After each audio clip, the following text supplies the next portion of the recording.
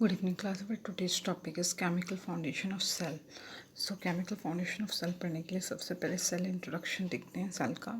Living organisms are made of cells. जितने भी living organisms होते हैं वो सेल्स से मिलकर बने होते हैं। The simplest living organism are unicellular. जो सबसे simple form of living organism earth में प्रेजेंट था वो यूनिसेलुलर था, जिसे हम सिंगल सेल्ड ऑर्गेनिज्म भी कहते हैं। लार्जर ऑर्गेनिजम्स और मल्टी सेलुलर। जो लार्ज ऑर्गेनिजम्स होते हैं वो मल्टी सेलुलर होते हैं, वो बहुत सारे सेल्स से मिलकर बने होते हैं with different functions for different cells. और अलग अलग फंक्शन सेल्स का अलग अलग फंक्शन होता है जिसे वो परफॉर्म करते हैं। Cells have some common features but can contain unique components for different organisms. Different organisms से कुछ सेल्स जो होती है वो कॉमन होती है बट वो कुछ ऐसे यूनिक कंपोनेंट्स कंटेन करते हैं जिसके फीचर्स या नेचर जो होते हैं वो उस ऑर्गेनिज्म के अकॉर्डिंगली अलग अलग होते हैं। Components of bacterial cell. यहाँ पे बैक्टीरियल सेल का स्ट्रक्चर और उसका बायोकेमिकल कंपोजिशन एंड उसका फंक्शन आप देखिए। सबसे पहले बैक्टीरियल सेल में सेल वॉल जो होता है वो कार्बोहाइड्रेट एंड प्रोटीन से मिलकर बना होता है, जो कि मैकेनिकल सपोर्ट प्रोवाइड करने का कार्य करता है। सेल मेम्ब्रेन जो होता है वो लिपिड और प्रोटीन से मिलकर बना होता है, जो परमेबिलिटी में बैरियर की तरह फंक्शन करता है। मतलब कि क्या हुआ, ये किसी भी चीज़ को बैक्टीरियल सेल के अंदर आने से, प्रवेश करने से रोकने का कार्य करता है। न्यूक्लियाइड जो होता है इसका डीएनए और प्रोटीन से मिलकर बना होता है, जो कि जेनेटिक इंफॉर्मेशन के एक्सचेंज में इंपॉर्टेंट रोल प्ले करता है। राइबोसोम जो होता है आरएनए होता है, इसमें आरएनए एंड प्रोटीन होता है जो कि प्रोटीन सिंथेसिस में इंपॉर्टेंट रोल प्ले करता है। पहले भी बता चुकी कि plant virus and plant bacteria जो होते हैं उनमें मेन जो जेनेटिक मटेरियल जो होता है वो आरएनए होता है, और डीएनए भी यदि प्रेजेंट होगा तो वो सिंगल स्ट्रैंड डीएनए प्रेजेंट होता है। इसका जो पिलाई होता है वो प्रोटीन से मिलकर बना होता है, जो कि एडिशन एंड कॉन्जुगेशन, ये बैक्टीरियल रिप्रोडक्शन का एक इम्पॉर्टेंट टाइप होता है, उसमें इंपॉर्टेंट रोल प्ले करता है। इसका फ्लैजिला जो होता है ये मोबिलिटी के लिए प्रेजेंट होता है। फ्लैजिला प्रोटीन से मिलकर बना होता है जो कि मोटालिटी का फंक्शन, प्रचलन का कार्य करता है। साइटोप्लाज्म जो होता है वो एक्वस सॉल्यूशन होता है जो कि मेटाबॉलिज्म के लिए साइट प्रोवाइड करता है। तो यहाँ पे आपने बैक्टीरियल सेल का केमिकल कंपोजिशन देख लिया और कौन कौन सा केमिकल किस प्रॉपर फंक्शन को परफॉर्म करता है ये आपने देखा।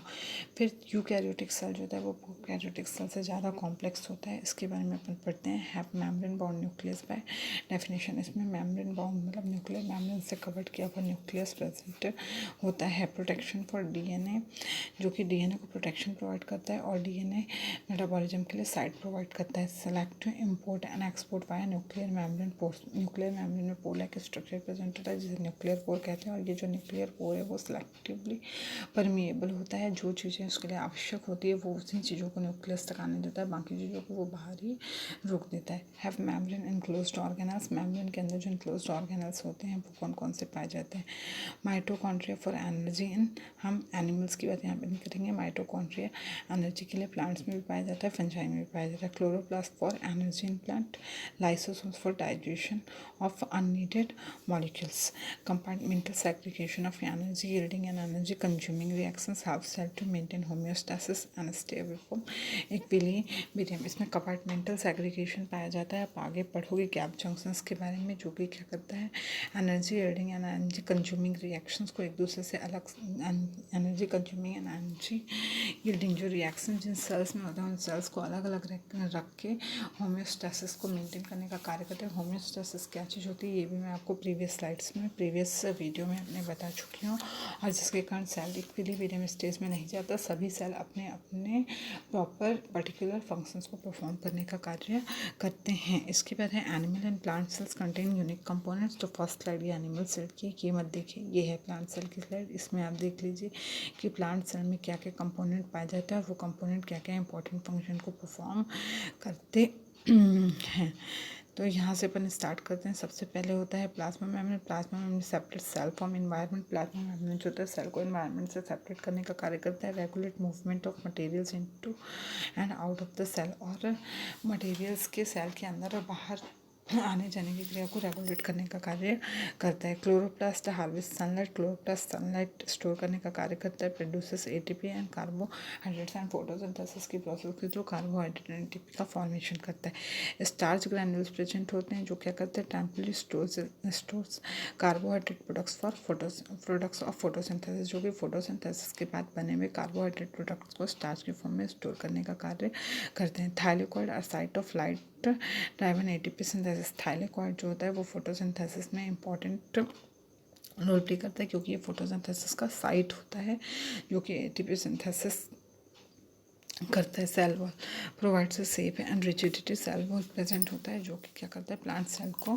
शेप प्रोवाइड करने का कार्य करता है, और रिजिडिटी का मतलब होता है मजबूती। मजबूती प्रोवाइड करने का कार्य करता है। Protect cell from osmotic swelling, और सेल को ऑस्मोटिक स्वेलिंग से बचाता है। ऑस्मोटिक स्वेलिंग का मतलब ये हुआ कि सारे सेल्स को ग्रोथ एंड डेवलपमेंट के लिए प्रॉपर क्वांटिटी में वाटर की नेसेसरी होती है, और यदि उससे अधिक वाटर वहाँ पर प्रेजेंट है तो सेल अपने आप को क्या करता है, वाटर एब्जॉर्ब करने से रोक देता है। अगर वो अपने आप को वाटर एब्जॉर्ब करने से नहीं रोकेगा तो वो क्या करेगा, जितनी क्वांटिटी में उसको वाटर चाहिए उससे ज़्यादा एफिशिएंट क्वांटिटी में वाटर एब्जॉर्ब कर लेगा, और धीरे धीरे उसमें विल्टिंग होने लगेगी। तो उस कंडीशन से बचने के लिए ही उसमें क्या प्रेजेंट होता है, सेल वॉल। सेल वॉल जो होता है वो जितनी मात्रा में सेल को वाटर की आवश्यकता है, नीड है, उतना वाटर जाएगा, बाकी फिर क्या हो जाएगा, वहीं पर रुक जाएगा। और ये रुकने की प्रोसेस भी फिजियोलॉजी में आप पढ़ेंगे, बहुत सारी प्रोसेस के थ्रू ये वाटर जो होता है वो अंदर जाने से रुकता है। उसके बारे में हम अभी बात नहीं करेंगे।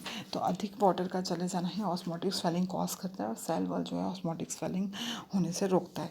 फिर है आगे आपका vacuole. Vacuole degrades and recycles macromolecules, stores, metabolize. Vacuole जो होता है कि डेट होता है अनफेवरेबल कंडीशन में ये फूड एंड वाटर को स्टोर करके रखता है प्लांट के लिए। Plasmodesma provides path between two plants. Plasmodesmata दो प्लांट सेल्स के बीच में एक जंक्शन लाइक स्ट्रक्चर होता है जिसे हम प्लाज्मोडेस्मा या प्लाज्मोडेस्मेटा कहते हैं।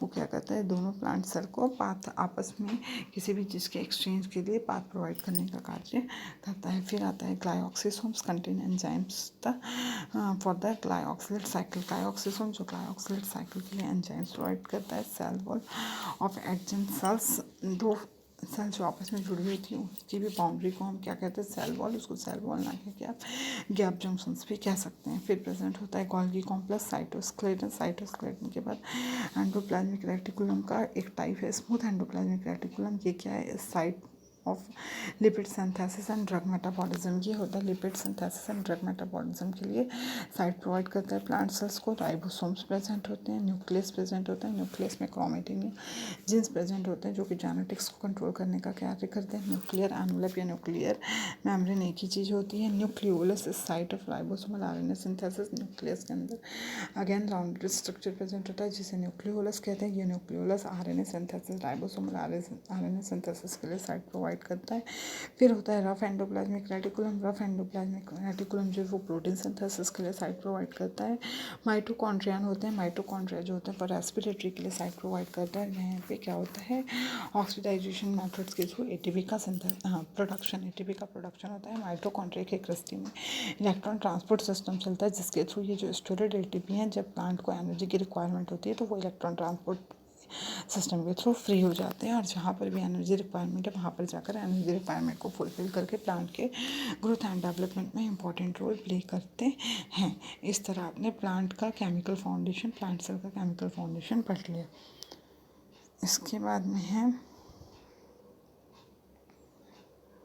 cytoplasm and cytoskeleton. Cytoplasm is a highly viscous solution where reactions takes place. cytoplasm जो होता है वो क्या होता है, सेल के अंदर प्रेजेंट एक्वस सॉल्यूशन, एक्वस नहीं बोलोगे विस्कस बोलोगे क्योंकि ये सॉल्जर स्टेज में प्रेजेंट होता है, मतलब कि सेमी लिक्विड होता है जहाँ कि प्लांट के अंदर होने वाली डिफरेंट मेटाबॉलिक एक्टिविटीज़ के लिए साइट प्रोवाइड करता है। Cytoskeleton consist of microtubules, actin filaments and intermediate filament. Cytoskeleton जो होते हैं या आप उसको सिंपल फॉर्म में माइक्रोट्यूब्यूल्स, माइक्रोबॉडीज एंड माइक्रोफिलामेंट्स तीनों कह सकते हैं, जो जिसमें एक्टिन, ट्यूब्यूलिन, प्रोटीन से मिलकर ये बने होते हैं, और ये जो कार्य करते हैं वो है cellular shape and division, cell को शेप प्रोवाइड करने का, और सेल डिवीजन में इंपॉर्टेंट रोल प्ले करते हैं। इंटरसेलुलर ऑर्गेनाइजेशन में इंपॉर्टेंट रोल प्ले करते हैं। इंटरसेलुलर ट्रांसपोर्ट पाथ प्रोवाइड करते हैं प्लाज्मोडेस्माटा या गैप जंक्शंस के फॉर्मेशन के थ्रू, और सेलुलर मोबिलिटी में इंपॉर्टेंट रोल प्ले करते हैं, मतलब सेल्स के अंदर प्रेजेंट जितने भी आयंस एंड मॉलिक्यूल्स हैं उनका एक सेल से दूसरे सेल्स में ट्रांसपोर्टेशन में इंपॉर्टेंट रोल प्ले करते हैं।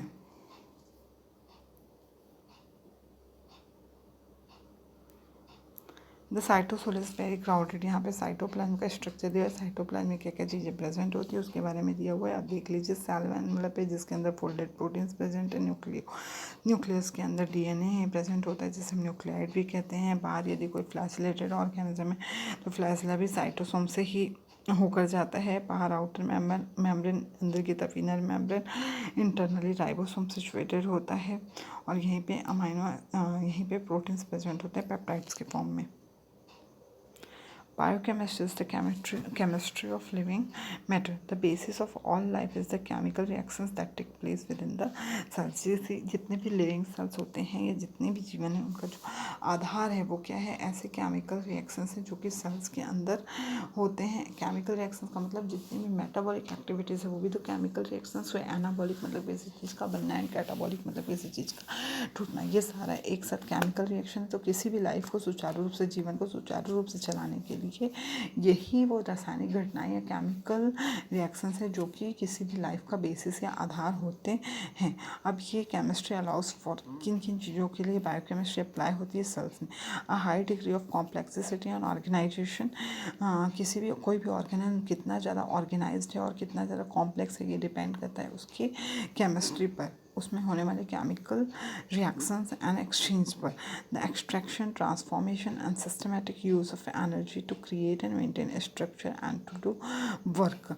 ये इसका किसी भी ऑर्गेनिज्म, किसी भी लिविंग ऑर्गेनिज्म में एक्सट्रैक्शन, किसी भी चीज़ का एक्सट्रैक्शन, ट्रांसफॉर्मेशन और उसका जो एनर्जी का सिस्टमेटिक्स यूज़ है वो क्या करता है, सेल के स्ट्रक्चर को मेंटेन करने में इंपॉर्टेंट रोल प्ले करता है। The interaction of individual components to be dynamic and coordinated. जो इंडिविजुअल कंपोनेंट्स किसी भी सेल के अंदर जितने भी इंडिविजुअल कंपोनेंट्स पाए जाते हैं उनका इंटरेक्शन यदि कोऑर्डिनेटेड वे से होगा तभी वो अपनी डायनेमिक्स को, अपनी गतिशीलता को कंट्रोल कर पाएंगे। The ability to sense and respond to change in surrounding. और किसी भी सेल के अंदर प्रेजेंट जो कंपोनेंट होते हैं सराउंडिंग में होने वाले चेंजेस से उनको अडाप्ट होने में भी वो इम्पोर्टेंट रोल, सराउंडिंग में होने वाले चेंजेस के थ्रू अडाप्ट होने में वो इम्पोर्टेंट रोल प्ले करते हैं। A capacity for Fairlie precise self replication while allowing enough change for evolution. अगर कोई ऑर्गेनिज्म अपने आप को स्ट्रेस कंडीशन या एनवायरमेंटल कंडीशन के अकॉर्डिंगली अडाप्ट करता है तो वो सेल्फ रेप्लिकेशन के प्रोसेस के थ्रू अपने नंबर्स में ग्रोथ कर सकता है। ये भी डिपेंड करता है सेल की बायोकेमिस्ट्री पर। The molecular hierarchy of structure, यहाँ पे आप देख लो सेल ऑर्गेनल सबसे पहले सुपर मॉलिक्यूलर कॉम्प्लेक्सेस जैसे कि हो गया क्रोमेटिन का मैक्रोमॉलिक्यूल क्या कहलाया, डीएनए, और इसका मोनोमेरिक यूनिट क्या कहलाया, न्यूक्लियोटाइड्स आपस में मिलकर डीएनए बनाते हैं और डीएनए को ही हम एक क्या कहते हैं, क्रोमेटिन। उसके बाद हो गया प्लाज्मा मेम्ब्रेन का मैक्रोमॉलिक्यूल हुआ प्रोटीन, और प्रोटीन का जो मोनोमेरिक यूनिट्स है वो कहलाया अमीनो एसिड्स। उसके बाद हो गया आपका सेल वॉल का मैक्रोमॉलिक्यूल है सेलुलोज, और सेलुलोज का मोनोमेरिक यूनिट्स कहलाया शुगर। यहाँ पे आपका chemical foundation of cell complete होता है।